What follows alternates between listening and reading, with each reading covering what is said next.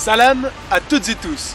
Aujourd'hui, nouvelle BD historique, nous allons parler de Sarrazin.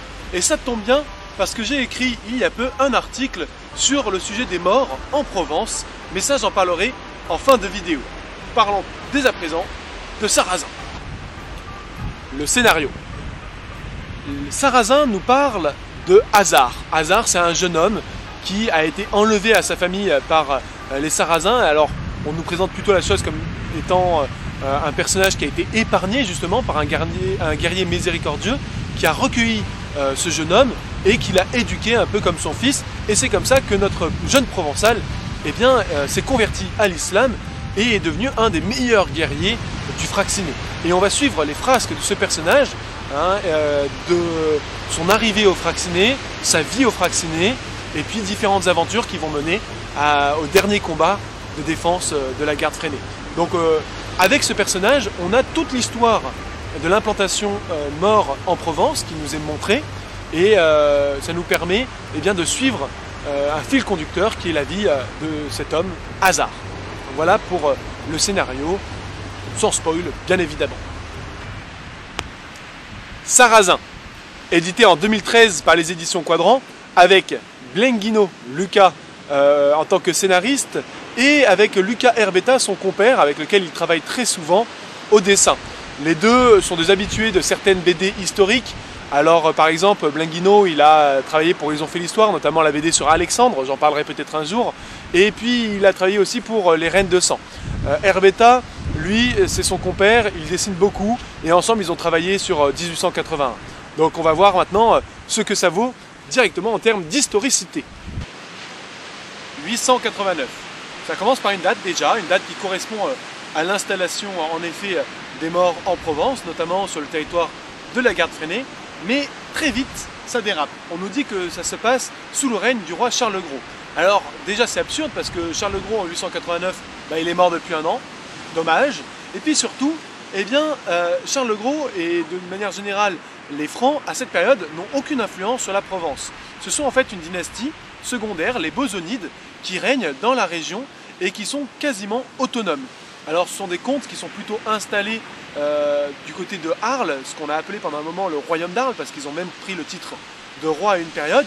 Et en tout cas, les Francs n'ont rien à voir avec tout ça. De plus, les autres personnages importants de la bande dessinée, les Sarrasins, nous sont présentés comme des réfugiés, des gens qui viennent d'un village miséreux et qui ont fui cette misère pour venir s'installer ici et faire fortune en Provence. Alors que pas du tout.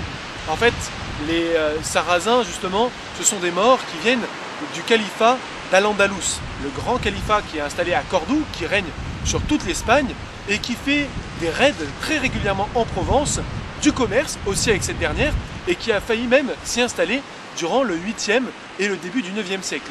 Donc on est vraiment loin de cette image de réfugiés, et qui seraient des réfugiés plutôt africains, parce que dans la BD, c'est un autre gros défaut qu'ils font une dichotomie entre les Sarrasins installés en Provence, qui seraient plutôt des Africains, qui viendraient des côtes barbaresques du Maghreb, et les Andalous, qui seraient des Arabes efféminés, et qui auraient eu une civilisation qui ont un petit peu dégénéré. D'ailleurs, à plusieurs moments, ils le soulignent, et c'est un défaut.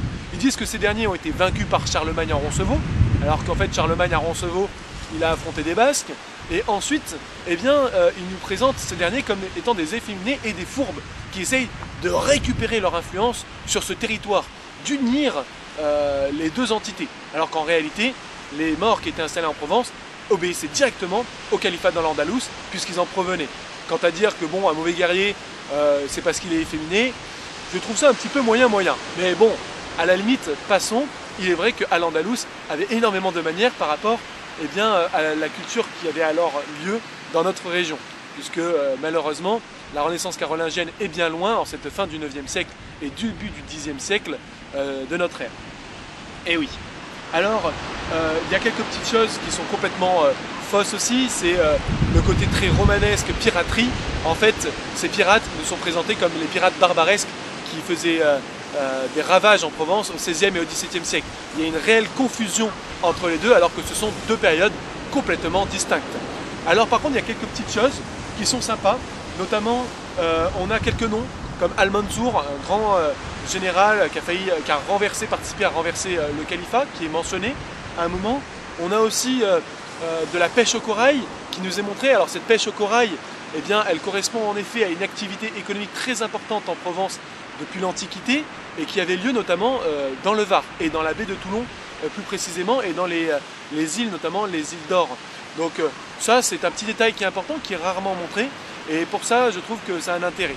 De plus, en effet, hein, ils partent du principe que des morts se sont installés en Provence et c'est vrai puisque de la fin du 9e siècle jusqu'à la fin du 10e siècle, on a à la Garde Freinet, donc c'est dans le massif des Morts, dans le Var, une implantation mauresque qui est demeurée, qui s'est installée, qui a conquis une parcelle du territoire et qui de là faisait des raids et des échanges tout de même avec les Provençaux.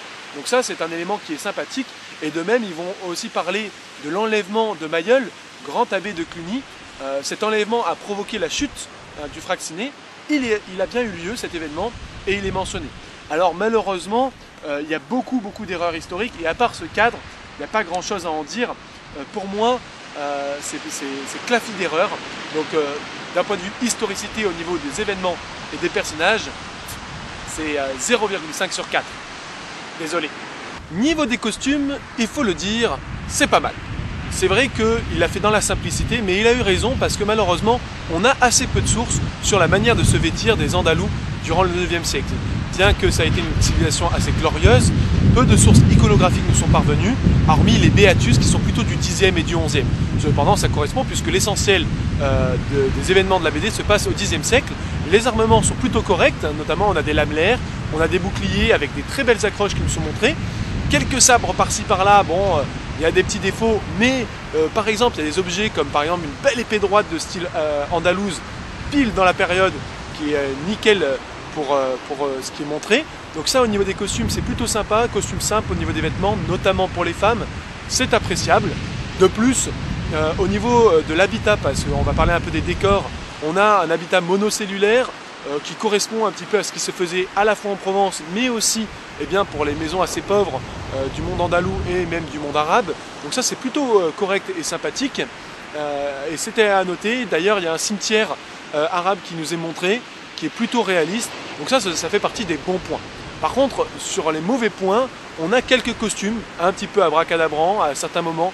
C'est pas très choquant, mais là où c'est plus choquant, eh bien, c'est au niveau de l'architecture et de certaines choses, comme par exemple eh bien, le fait de montrer un village provençal tel qu'ils sont aujourd'hui. On est dans la Provence actuelle.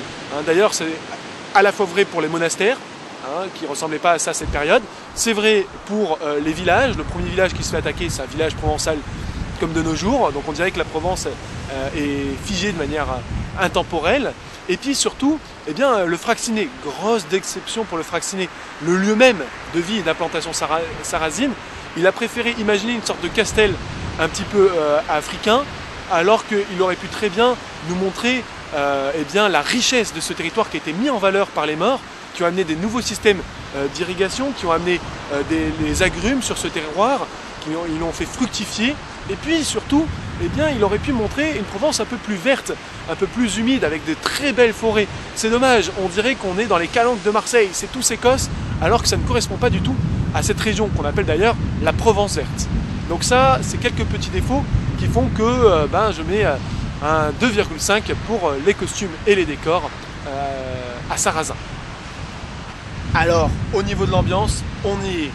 Village attaqué, monastère rasé, menace constante sur la Provence, une espèce d'autonomie de ce village du Fraixinet qui règne sur son petit territoire, assez loin d'Al-Andalouse, donc finalement qui a acquis une sorte d'autonomie et qui surtout eh bien, gère ses conflits avec les locaux à sa manière, parfois en faisant du commerce, souvent en faisant la guerre. En plus de ça, on a ces raids très lointains jusque dans les Alpes qui nous sont montrés. Et ça c'est très intéressant puisque pendant la fin de cette période, la fin du Xe siècle, eh bien, les Sarrasins, eh bien, ils attaquaient jusque dans le fin fond des Alpes, jusqu'en Suisse, c'est vous dire. Alors, un petit défaut cependant, puisqu'on nous présente les personnages comme étant des pirates, plutôt attachés à la mer, alors qu'en réalité c'était plutôt des raideurs, des pilleurs, très habitués au combat terrestre, au coup de main rapide pour sortir des collines et tomber sur un village rapidement. Et d'ailleurs, ils étaient très à l'aise dans les cols alpins et ils y ont même été installés par les Provençaux pour les garder face à leurs adversaires à une certaine période. Mais bon, ça c'est un petit détail, et au niveau de l'ambiance, franchement, on est en plein dedans. Et d'ailleurs, ça renforce un autre élément, c'est le fait que la bande dessinée, eh bien, elle renforce son univers. Eh bien, c'est un univers qui s'inspire des légendes provençales, eh bien, de cette implantation des morts en Provence, des raids, de la violence inhérente à cette période. Donc ça, c'est quand même quelque chose qui est assez intéressant et qui nous est montré. De plus, ils ont fait un parti pris qui a malheureusement enlevé beaucoup de points dans le côté historicité, mais qui est intéressant d'un point de vue scénaristique, puisque le parti pris, c'est celui d'avoir des pirates comme on les imagine dans les films d'aventure, et on les imagine comme les pirates barbaresques du XVIe et du XVIIe siècle. Et ça nous donne un aspect très particulier. Ils ont fait le choix d'avoir des pirates qui ont un code de l'honneur, qui sont séparés du califat andalou, dont ils essayent de se défendre, de se prémunir des ambitions.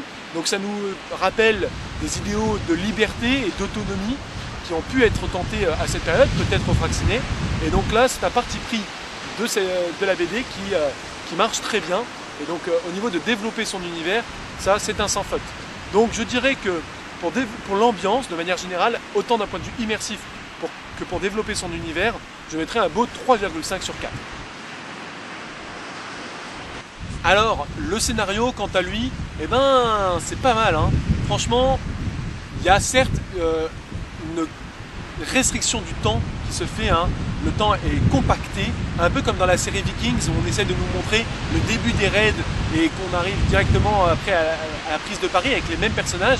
Et bien là, pareil, pour une sorte de cohérence scénaristique, eh bien, ils ont, on va dire, condensé un siècle d'histoire d'implantation mort en Provence, eh bien, dans la vie d'un seul homme, le héros Hasard. Et justement, cette compilation nous permet de voir tous les grands événements. L'installation, les raids sur la Provence, l'attaque des monastères, les attaques dans les Alpes, et puis progressivement, eh bien, la recherche d'autonomie des Provençaux par rapport à ces derniers, l'unification des Provençaux. Ça d'ailleurs, je ne l'ai pas dit dans l'ambiance, mais c'est important parce qu'au niveau des légendes provençales, la Provence n'a pas oublié qu'elle s'est unie face à une menace extérieure, et c'est vrai. Et là, en l'occurrence, ils prennent ce ressort scénaristique et ils s'appuient très bien sur l'histoire, puisque en effet, ce qui a déclenché tout ça, c'est l'enlèvement de l'abbé de Cluny.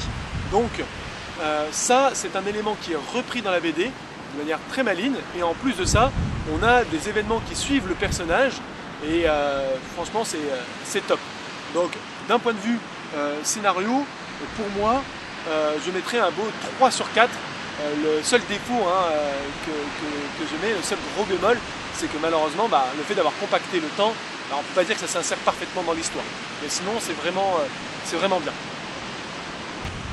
Et maintenant, ma note bonus, pour instruire et divertir. Et bien malheureusement, pour instruire, c'est un 0 pointé. Et oui, il n'y a aucune volonté d'instruire, on nous met dans un contexte historique, on nous l'explique assez mal, c'est mal amené, en tout cas s'ils ont voulu nous instruire et nous apprendre des choses, c'est très mal fait. Et ça c'est vraiment dommage, il n'y a pas de glossaire, donc franchement, je ne peux pas mettre de points. Par contre, d'un point de vue divertissement, c'est très bien, ça se lit très facilement, le scénario est bien ficelé, les images et les dessins sont très beaux. Quand on connaît l'histoire, il y a quand même des petits clins d'œil historiques qui sont sympas à retrouver, donc c'est quand même bien divertissant. Ce qui fait que pour ma note personnelle, eh bien, je mets un 2 sur 4. Bien le moment de conclure, eh bien, pour Sarrazin, c'est 11,5 sur 20. Alors, c'est pas une mauvaise note, c'est une BD historique que je recommande. Elle est intéressante, elle est sympathique, divertissante. Par contre, vous n'y apprendrez pas grand-chose. Par contre, elle est intéressante puisque elle a le mérite de nous montrer une période méconnue à la fois par les Provençaux mais aussi par les Français de manière générale. Cette histoire mort liée à la Provence et cette implantation durable, un siècle tout de même, qui a eu lieu dans le Var. Si ce sujet vous intéresse, n'hésitez pas à aller acheter la revue Moyen-Âge qui sort en même temps que la vidéo dans les kiosques. Donc vous allez chez votre marchand de journaux ou vous regardez dans les liens en description, vous la trouverez très facilement. J'ai écrit un article assez conséquent sur toute l'histoire mauresque liée à la Provence. Alors ça part du tout début, donc les premiers raids, les premières arrivées et même un peu de la bataille de Poitiers. Et puis ensuite je parle de cette implantation durable, des raids, du commerce qui a eu lieu quand même avec la région, et puis par la suite, eh bien, dans le haut Moyen-Âge, tout ce que cela a impliqué. Et je conclus par la période des Barbaresques, de manière assez succincte, mais voilà, si ça vous intéresse, eh bien, vous le trouverez facilement. Quant à moi, je vous donne rendez-vous à la prochaine vidéo. En attendant, portez-vous bien!